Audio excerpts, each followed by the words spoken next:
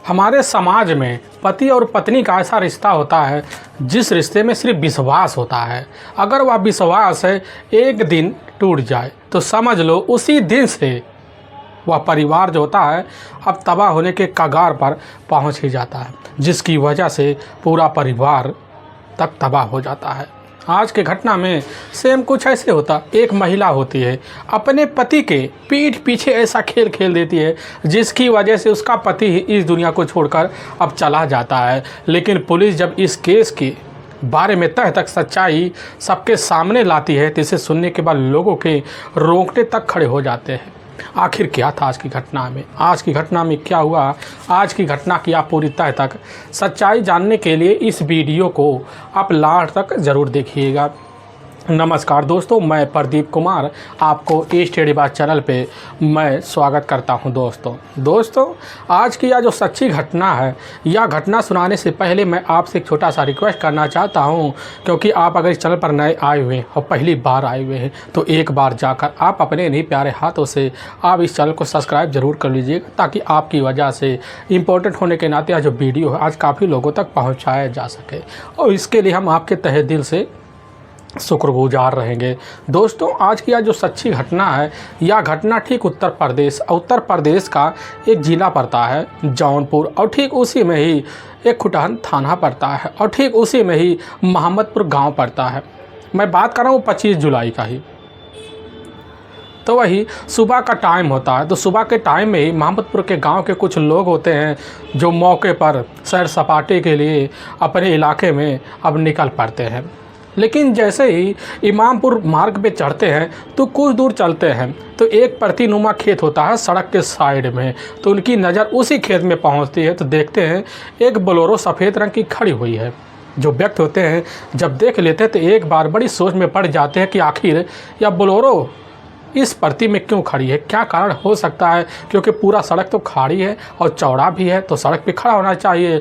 लेकिन उनके मन में थोड़ी बहुत शंका अब घर कर जाती है, जिसकी वजह से वह जो व्यक्ति होते हैं अब उसी प्रतिनुमा खेत में उतर जाते, फिर बोलेरो के पास पहुंचते हैं।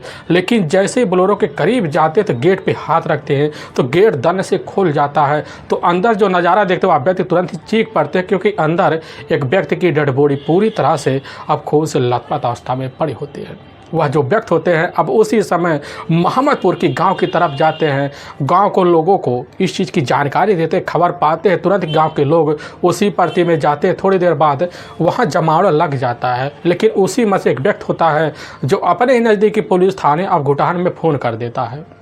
तो वहाँ के जो थाना प्रभारी होते हैं अब जगदीश कुशवाहा जैसी खबर पाते हैं तो उसी वक्त काफ़ी सोच में पड़ जाती, क्योंकि सुबह सुबह के टाइम अभी उनकी ड्यूटी की ज्वाइनिंग के टाइम होता है, जिसकी वजह से हैरत में तो पड़े और साथ में इस केस को काफ़ी गंभीरता लेते हैं। उसी समय इसकी जो सूचना होता है अपने बड़े अधिकारी को भी दे देते हैं और साथ में डॉग स्क्वाड की टीम को भेजवा देते हैं, फॉरेंसिक टीम को भेजवा देते हैं। अब उसी वक्त अब इधर जगदीश कुशवाहा अपनी टीम को लेते हैं और लेने के बाद मोहम्मदपुर गाँव की तरफ बढ़ जाते हैं। लेकिन दूर से देखते हैं कि गांव के बाहर एक खेत में काफ़ी लोगों का जमावड़ा लगा हुआ है, जो गांव का ही जमावड़ा दिख रहा होता है। लेकिन जमावड़े के जो लोग होते हैं अब पुलिस को जिप्सी को जैसे देखते हैं तो अपने आप हट जाते हैं। हटने के बाद भीड़ के अंदर तुरंत ही अब जगदीश कुशवाहा दाखिल हो जाते, देखते हैं एक डेड बॉडी जो होता है उसी बोलेरो में पूरी तरह से खून से लथपथ अवस्था में पड़ा होता है। थाना पर भारी डेड बॉडी को अपने सहयोगियों के द्वारा बाहर निकालते हैं और वहीं ज़मीन पर एक कपड़े के ऊपर रखवा देते हैं। रखवाने के बाद पुलिस की जो टीम होती है डेड बॉडी का वहीं जब निरीक्षण करना शुरू कर देती है तो पता चलता है उस अनजान व्यक्ति के डेड बॉडी पर काफ़ी किसी भारी भरकम वस्तु से गहरे चोट के निशान होते हैं, जिसकी वजह से उसके काफ़ी सारे ब्लड जो होते हैं उसके शरीर पर अब जमे होते हैं। पुलिस की जो टीम होती है वहाँ जितने भी खड़े व्यक्ति होते हैं सबकी चेहरा लिखना शुरू कर देती है। लेकिन उसी में से एक व्यक्ति होता है वही व्यक्ति के पास आकर खड़ा हो जाता, कहने लग जाता है कि साहब हम तो इसको जानते हैं, इसका नाम अशोक कुमार उर्फ दीपक बरनवाल है, जिसका खुद का एक अपना किराने का दुकान है, जो ठीक तिधरा गाँव का रहने वाला है। पुलिस की टीम जैसे ही अशोक कुमार उर्फ दीपक अब बरनवाल के बारे में जानकारी पाती है, उसका नाम पता पूछती है। पूछने के बाद पुलिस की जो टीम होती है इधर घटनास्थल का निरीक्षण अपने तौर तरीके से करने लग जाती है, और जब करने लग जाती है तो पता चलता है उसी बोलेरो के बाहर जहाँ पर चक्का होता है वहीं पर काफ़ी सारे गिलास होते हैं, खाली होते हैं, और काफ़ी सारे शराब की बोतलें भी होते हैं।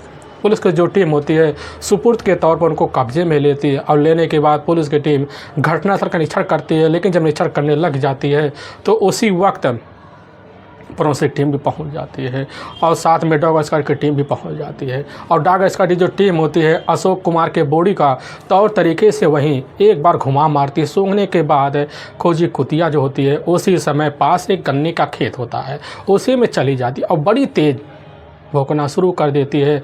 अब यह आवाज़ सुनकर वहाँ जो सिपाही होते हैं गन्ने के खेत में हल जाते हैं। लेकिन जब गन्ने के खेत में निरीक्षण करना शुरू कर देते हैं तो वहीं पर एक लोहे का राड पड़ा होता है जो पूरी तरह से खून से अब लथपथ होता है। लेकिन बगल में लाल कलर का गमछा होता है, वह भी पूरी तरह से खून से लथपथ होता है। सिपाही साहब जब गमछे को लेते वह समझ जाते हैं कि बस करो, इसी गमछे से हत्यारे ने अपने मुँह को पोंछा होगा, और साथ में इसी राड से हत्यारे ने अशोक कुमार की हत्या निर्मम तरीके से की है। पुलिस की जो टीम होती है अब इधर अपने तरीके से घटना से मिश्रण कर लेती है, तो उसी वक्त 2 थाना प्रभारी होते हैं इसकी जो सूचना होता है अशोक कुमार के परिवार वालों को दे देते हैं। अशोक कुमार की अपनी पत्नी होती है अब दिशु। अब जैसे ही खबर पाने के बाद अपने रिश्तेदारों, अपने दोनों बच्चों को साथ लेती है और लेने के बाद घटनास्थल पहुंच जाती और अपने पति को देखती पूरी तरह से मृत अवस्था में, तो वहीं दिशु दहाड़े मारकर चिल्ला पड़ती है। लेकिन जो साथ आए हुए महिलाएं होती हैं वह महिलाएं इधर दिशु को काफ़ी तरह के सत्ताना देते, समझाती बुझाती हैं। अब जो थाना प्रभारी होते हैं दिशु के पास पहुँचते हैं, पूछने लग जाते हैं कि आखिर तुम्हारे पति गए कहाँ थे, उनके साथ यह कौन कर सकता। काफ़ी सारे सवाल दिशु से कर पूछने लग जाते। दिशु जो थी अपने आप को होशो हवास में लाती है। थाना प्रभारी अब इधर जगदीश कुशवाहा के सामने वह कहने लग जाती है कि साहब कल शाम के टाइम एक बारात में जाने के लिए, कल शाम के टाइम जाफराबाद में ही एक बारात में जाने के लिए अपनी बोलेरो लेकर निकले हुए थे। वो हमसे बोल के गए थे कि हम रात में लगभग 11 बजे के आसपास ज़रूर आ जाएंगे, लेकिन साहब वह लौटे नहीं और सुबह 10 बजे हमें इस चीज़ की खबर आप लोगों के द्वारा मिल रही है। पुलिस की टीम जब यह बात सुनती है तो वहीं सुनने के बाद रिशु पुलिस के सामने कहने लग जाती कि साहब हमें नहीं पता कि हमारे पति के हत्यारा कौन हो सकता है। यहाँ तक कि हमारे घर में किसी की दुश्मनी तक नहीं है, किसी के झगड़े तकरार भी नहीं है। हमारे पति एक नेक दिन के इंसान थे। उनका हाँ शराब का आदी तो था अंदर, लेकिन उनका किसी से पैसे फालतू लेना देना नहीं था। पुलिस की टीम रिशु से आवाज़ सुनने के बाद उसी वक्त अब इधर अशोक कुमार के बॉडी का वही पंचनामा भरती हो। पंचनामा भरने के बाद उठाकर अपने ही जौनपुर अस्पताल में इधर पोस्टमार्टम के लिए अब भिजवा देती है। पुलिस की टीम इधर थाने लौट आती है। थाने लौट आने के बाद अज्ञात हत्यारे के विरुद्ध धारा 302 के तहत जो होता है हत्या का मुकदमा दर्ज कर लेती है, और उसी वक्त पुलिस की टीम एक टीम गठित करती है।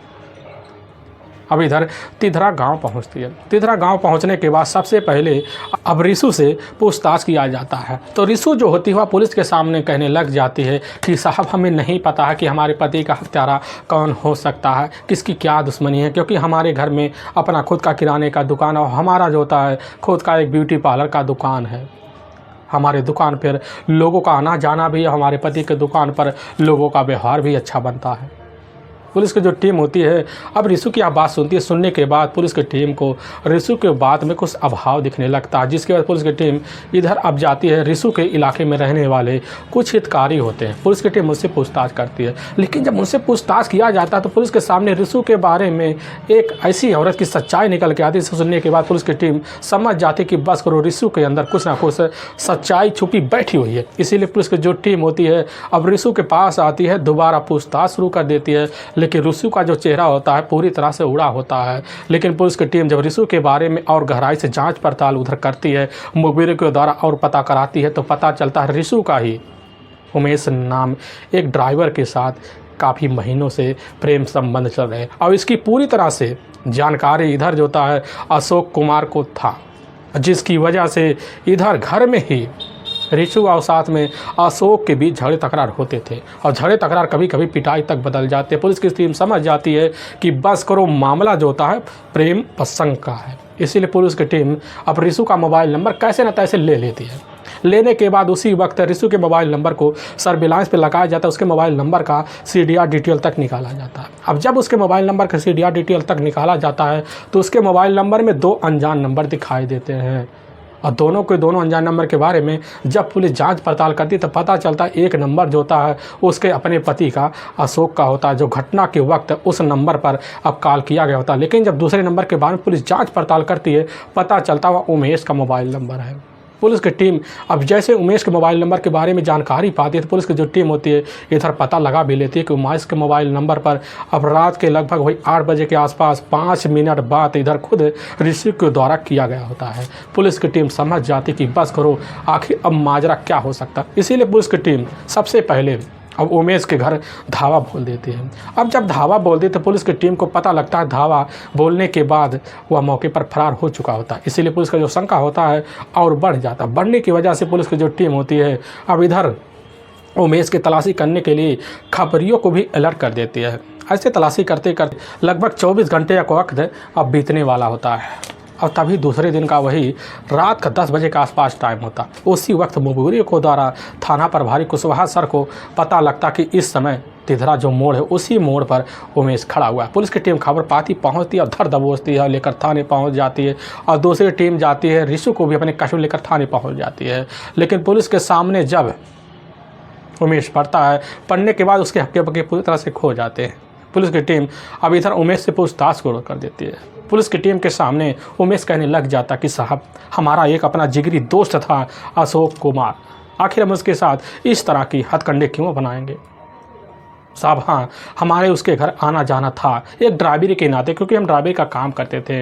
अब इसकी वजह से उसके घर हमारा आना जाना होता है। लेकिन पुलिस की टीम को अब उमेश के बात पर यकीन नहीं होता, क्योंकि पुलिस के सामने पूरी तरह से उमेश और ऋषु के पूरी सीडीआर डिटेल रखे गए होते हैं। पुलिस की टीम जो होती है वही सीडीआर डिटेल उमेश के सामने जब रखती है और रखने के बाद उमेश जब देखता पूरी तरह से तोता बन जाता है और पुलिस के सामने अशोक कुमार की हत्या का जुर्म कबूल कर लेता है। और लेकिन सामने बैठी हुई अशोक की अपनी जो पत्नी होती है, अब ऋषु का जो चेहरा होता है पूरी तरह से भीगी बिल्ली बन जाता है। वह भी समझ जाती कि बस करो, आगे अगर हम झूठ बोलेंगे तो हमारे लिए पुलिस की टीम जो होती है खतरे की घंटी बजाएगी, जिसकी वजह से अब ऋषु पुलिस के सामने अपने पति अशोक कुमार की हत्या का जुर्म जो होता है एक प्रेम संबंध के नाते कबूल कर लेती है। लेकिन पुलिस के सामने दोनों मिलकर जो कहानी बताते हैं, जो सच्चाई रखते हैं, इससे सुनने के बाद लोगों के रूह तक खड़े हो जाएंगे कि आखिर एक पत्नी अपने पति की ज़िंदगी को कैसे तबाह कर सकती है।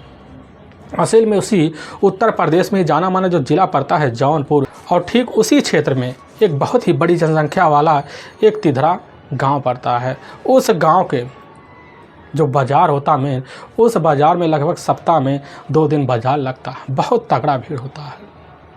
लेकिन हाँ, उसी बाज़ार का ही रहने वाला अशोक कुमार उर्फ दीपक बरनवाल होता है, जिसकी अपनी पत्नी भी होती है ऋषु, जिसके टोटल अब 2 बच्चे भी होते हैं, जिसमें एक बेटा होता है और एक बेटी होती है। इसमें बेटे का नाम राहुल होता है और बेटी का नाम आरती होता है।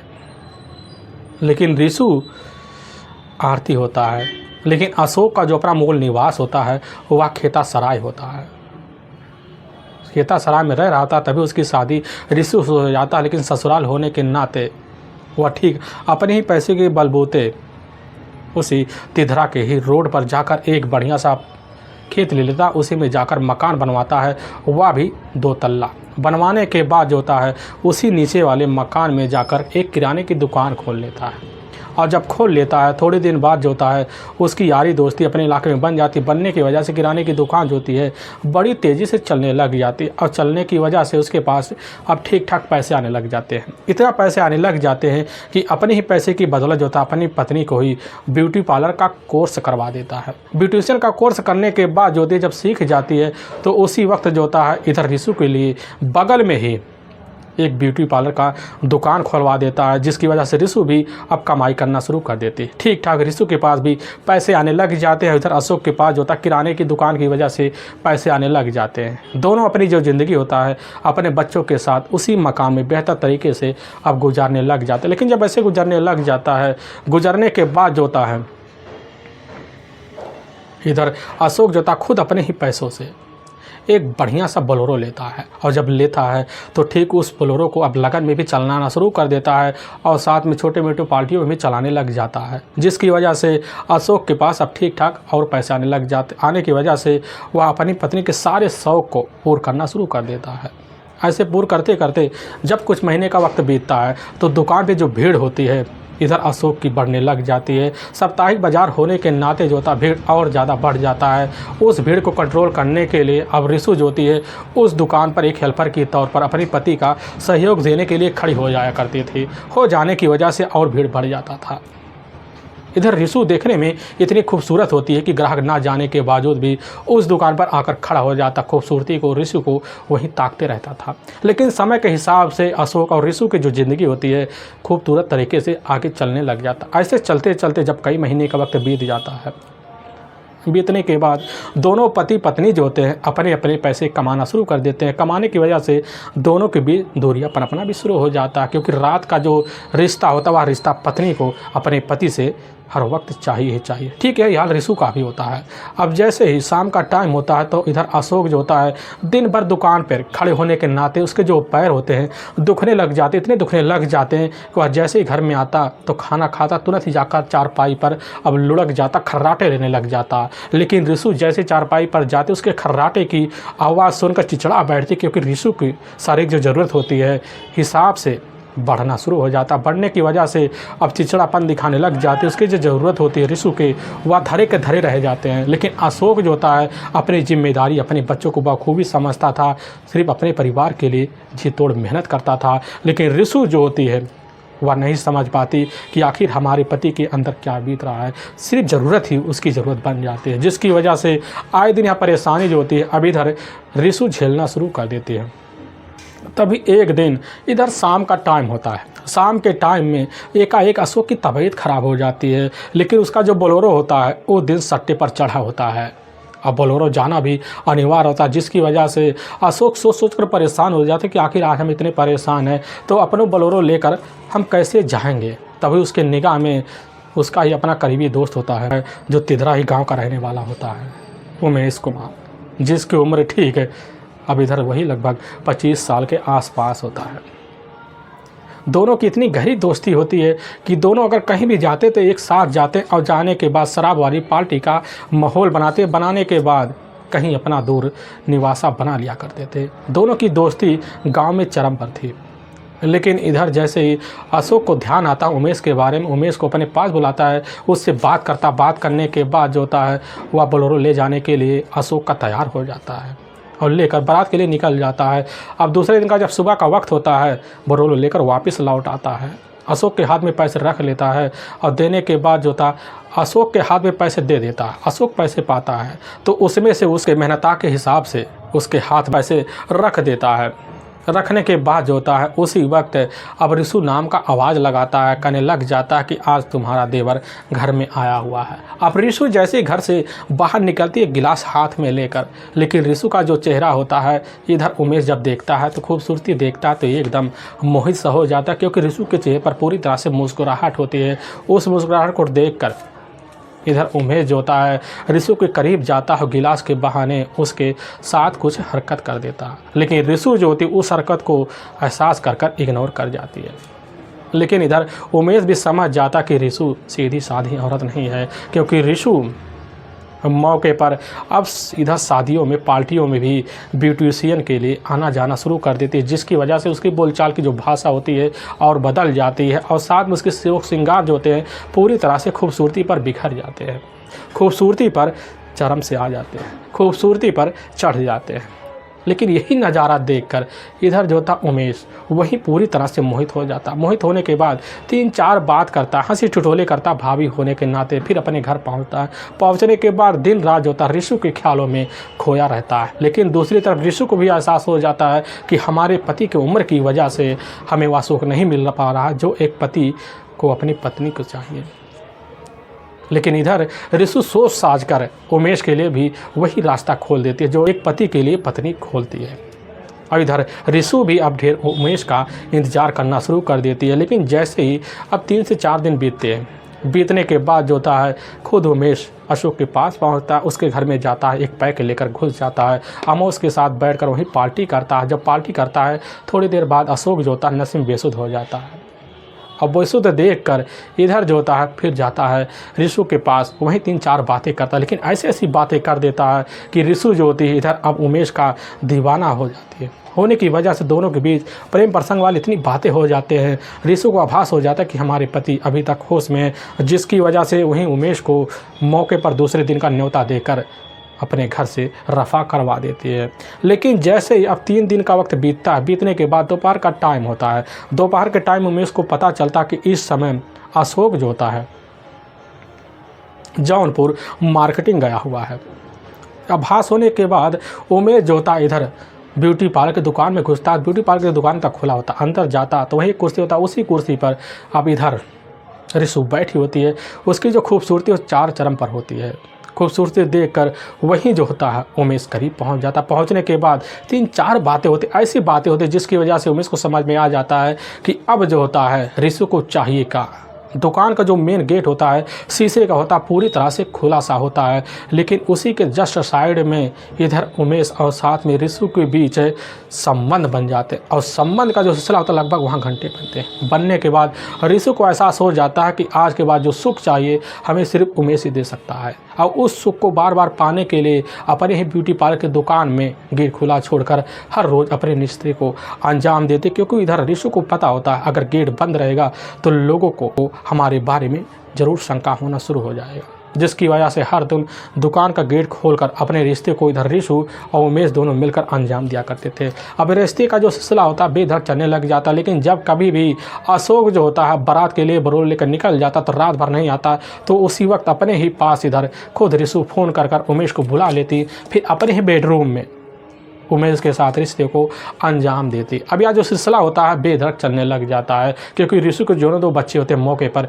स्कूल में पढ़ाई करना शुरू कर देते, जिसकी वजह से पूरी दिन कभी कभी घर जो होता है खाली पड़ जाता है, क्योंकि दुकान पे ज़्यादातर व्यस्तता इधर अशोक का रहता है। और ब्यूटी पार्लर की दुकान जो होती खुद रिशु संभालती है, और कभी कभी जब ग्राहक नहीं होते रिशु अपने ही ब्यूटी पार्लर की दुकान में उमेश को बुलवाती, फिर वहीं रिश्ते को अंजाम देती। अब रिश्ते का जो सिलसिला होता है बेधड़क चलने लग जाता है। चलते चलते लगभग 2 साल का वक्त निकल जाता है। और जब निकल जाता है तो इसी भी इनके जो प्रेम संबंध के जो चर्चे होते हैं रिशु और उमेश के, उस मोहल्ले में गूंजने लग जाते हैं। गूंजने की वजह से कैसे न कैसे खबर अशोक के कान में पहुंचता, पूरी तरह से सनस रह जाता। उसको यकीन नहीं होता कि हमारा दोस्त है, हमारे साथ कैसा गिला शिकवा कर सकता है। लेकिन जब रिशु से पूछताछ करके करीब जाता है तो रिशु पूछताछ करता है, तो रिशु जो होती है तड़तड़ा कर अशोक के ऊपर चढ़ जाती है, तरह तरह की बातें करती है। बातें करने के बाद पूरी तरह से अशोक वहीं दब जाता है। लेकिन उसी वक्त इतना भन्ना जाता है कि अपने ही दोस्त के घर पहुंचता, लेकिन जब पहुंचता है तो पता चलता उमेश घर में ही। तुरंत उसके सामने कहने लग जाता है कि दोस्त तुमने हमारी ज़िंदगी को कैसे मोड़ पे लाकर खड़ा कर दिया। लेकिन उमेश जब सुनता कहने लग जाता क्या बात है, और वहीं पर अशोक जो होता उमेश के सामने एक एक बात रख देता है। कहने लग जाता कि आज के बाद तुम्हारा हमारे घर आना जाना बंद है, हम नहीं चाहते कि तो हमारी पत्नी के सामने आज इसके बाद इस तरह की हरकत करो। लेकिन उमेश जब सुनता है उसको भी यकीन हो जाता कि हमारा अशोक के घर जाना खतरे से खाली नहीं है। लेकिन इधर अशोक जब लौटता है तो उमेश फ़ोन के द्वारा जो होता है रिशु को जानकारी, जिसकी वजह से रिशु अब सतर्क हो जाती है। लेकिन कुछ दिन रिशु जो होती है अब उमेश से दूरियां बनाती है। बनाने के बाद अपने पति के प्यार के लिए जो होती है अपने दिल का रास्ता भी खोल देती है, जिसकी वजह से अशोक को भी यकीन हो जाता है कि हमारी पत्नी की जो दूरियां हैं अब उमेश से पनप चुका है। धीरे धीरे खुली छूट पानी शुरू कर देते हैं। जब पानी लग जाती है दोबारा भी मौके की तलाश में बैठी रहती है और फ़ोन पर लगी पड़ी रहती है। लेकिन कुछ दिन जब बीतता है तो एक दिन फिर जो होता है इधर अशोक बारात के लिए बरोल लेकर निकल जाता है। पूरा घर सुनसान, उसी घर में बुलाती है। बुलाने के बाद फिर अपने आंतरिक संबंध को अंजाम देती है। अंजाम देने के बाद उनको लगने लगता है कि इस घर में अब हमें रिश्ते पनपनाना खतरे से खाली। उसी वक्त अपने गांव के बाहर एक टेबल होता है जो कोठी होता है, उसी कोठी में अब इधर दोनों अपने रिश्तों को अंजाम देने के लिए अब रास्ता खोज लेते हैं। फिर उसी कोठी में रोज़ समय मिलने के बाद इधर उमेश और साथ में रिशु अंजाम दिया करते थे। यह सिलसिला चलते चलते वहाँ भी 2 महीने का वक्त निकल जाता। जब निकल जाता इसकी खबर जो था कैसे न तैसे कर अशोक को लगती कि इसी समय हमारी जो पत्नी है टिब्बुल में गई हुई। तुरंत वह जाता, जाने के बाद दरवाजे पर खड़ा होता, अंदर जो नज़ारा देखता है पूरी तरह से सन सर। उसके 2 दोस्त होता है उमेश और उसकी पत्नी रिशु, एक ही अवस्था में पड़े होते हैं। और जैसे ही उमेश देखता तो वहाँ दंदना कर फरार हो जाता। लेकिन रिशु को जब पाता तो पिटाई कर देता, इतनी पिटाई करता है कि रिशु चल नहीं पाती। कुछ देर बाद जब होश हवास आता है तो रिशु अपने घर आती है। आने के बाद अपने पति को देखती है तो खुन्नस खाए बैठ जाती। उसी वक्त ठान लेती है कि अब हम अपने पति को अपनी ज़िंदगी में दोबारा नहीं पाना चाहते। लेकिन कुछ दिन जैसे बीतने के बाद रिशु दोबारा उमेश से मिलते कहने लग जाती है कि हम तुम्हारे साथ अपनी ज़िंदगी बिताना चाहते हैं। हम नहीं चाहते कि हम अपने पति के दोबारा हाथों से और पिटे। उमेश यह बात सुनकर समझ जाता करना क्या है, तो उसी वक्त दोनों मोड़ लेते हैं और लेने के बाद दोनों उसी समय अशोक कुमार को अपने रास्ते से हटाने के लिए फैसला ले लेते हैं। और इस फैसले को तहत जो होता है दोनों मिलकर खतरनाक प्लान बनाते हैं। उसी प्लान के तहत इधर ऋषु और साथ में उमेश कुमार अपने प्लान को कामयाब करने के लिए अब लग जाते, मौके की तलाश में बैठे रहते हैं। और तभी 24 जुलाई साल 2020 का ही अब जैसे शाम का टाइम होता है तो उसी वक्त अशोक कुमार जो होता है अपनी पत्नी ऋषु से बोलने लग जाता है कि आज हमें इसी वक्त जाफराबाद में एक मुस्लिम भाई के यहाँ एक सट्टे पर जाना है, तो हो सकता है हम रात को 11 बजे के आसपास लौट आए। जब यही बात कहता है ऋषु सुनने के बाद बड़ी खुश हो जाती। उसी समय हामी भर लेती है। भरने के बाद जो था अशोक अपना बोलेरो लेता है और लेने के बाद वहाँ से निकलने के लिए तैयारी करता है। लेकिन इधर जो होती है ऋषु उसी वक्त अपनी फ़ोन निकालने के बाद अपने प्रेमी उमेश के पास फ़ोन कर देती है, एक बात की जानकारी देती है। और जब जानकारी पाता उमेश समझ जाता है कि आगे हमें करना क्या है, तो उसी वक्त जो होता है उमेश अपने काम को अंजाम देने के लिए वहाँ से अब निकल पड़ने के बाद उमेश जो होता है तिधरा मोड़ जाकर खड़ा हो जाता है। लेकिन दूर से देखता बोलेरो आ रहा। बोलेरो को देखकर समझ जाता है कि वह बोलेरो अशोक का है। लेकिन बोलेरो जैसे करीब पहुँचता है तो उमेश हाथ देता है। लेकिन इधर अशोक जब देखता है उमेश को तो उसका तो मन नहीं करता कि हम गाड़ी रोक दें, लेकिन दोस्त होने के नाते रोक देता है। उमेश कहने लग जाते यार हमें भी जाफराबाद चलना है, आज अर्जेंट काम है। लेकिन दोस्त होने के नाते अपने ही बोलेरो में इधर उमेश को बैठा लेता है। और बैठने के बाद दोनों के बीच थोड़ा बहुत गपशप होना शुरू हो जाते हैं। लेकिन अपने बातों में उमेश जो होता है अशोक की इस तरह उलझा लेता है, वहीं पार्टी का न्योता दे बैठता है। और जैसे ही जाफराबाद पहुंचते हैं, पहुंचने के बाद एक ठेका होता है, ठेके पर जाता है। वहाँ काफ़ी सारे शराब की बोतल, गिलास और नमकीन लेता है। फिर बोलेरो में बैठ जाता है। बैठने के बाद जो होता है उसी बोलेरो में बैठ जाता है। बैठने के बाद बोलेरो चलाना जब खुद इधर अशोक शुरू कर देता है तो बीच रास्ते में ढक्कन खोलकर उसी एक शराब की बोतल में काफ़ी सारी नींद की गोलियां उमेश डाल देता है। लेकिन थोड़ी देर बाद पैक बनाने के बाद वही जो गिलास होता है इधर जाकर अशोक को पकड़ा। लेकिन अशोक जब पीता थोड़ी देर बाद नशे में बेसुध हो जाता है। फिर ड्राइवरी नशे में बेसुध हो जाता है। फिर गाड़ी का जो हैंडल होता है उमेश पकड़ लेता और गाड़ी चलाते चलाते अब मोहम्मदपुर गांव की तरफ बढ़ जाता। तो रात का लगभग 11 बजे के आसपास का टाइम हो जाता है। पूरे इलाके में सुनसान होता है। जो सड़क होता है उसी सड़क के साइड में जो प्रतिनुमा खेत होता है उसी में ले जाकर बोलेरो खड़ा कर देता है। फिर बोलेरो से बाहर निकलता है, पीछे वाला डिग्गी खोलता है, उसी में एक लोहे की राड होता है। लोहे की राड जब लेता उमेश से तो अशोक कुमार के सर पर उसी से वार करता है, जिसकी वजह से काफ़ी सारे ब्लड बहते हैं और वही हमेशा के लिए मौत की नींद में सो जाता है। फिर अपने ही गमछे से अब इधर उमेश अपना वही चेहरा पोंछ लेता है जिसमें काफ़ी सारे ब्लड लगे होते हैं। फिर उसी राड को लेता और गमछे को लेता, लेने के बाद गन्ने के खेत में तौ तरीके से छिपा देता है। फिर बाहर निकलता है।